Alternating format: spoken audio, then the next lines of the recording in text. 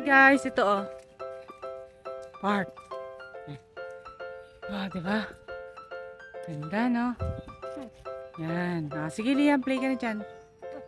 Oh, don't run, ha? Ganyan siya maglakad. That's how we walk. Tapos si Liam, ano lang yan siya, he prefer English yung, ano nyo, conversation. Rather than, Tagalog. Where you going? You play here.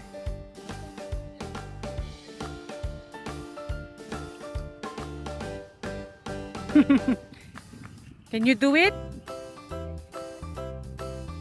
You try.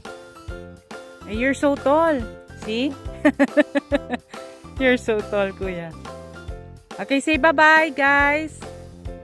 Bye, guys.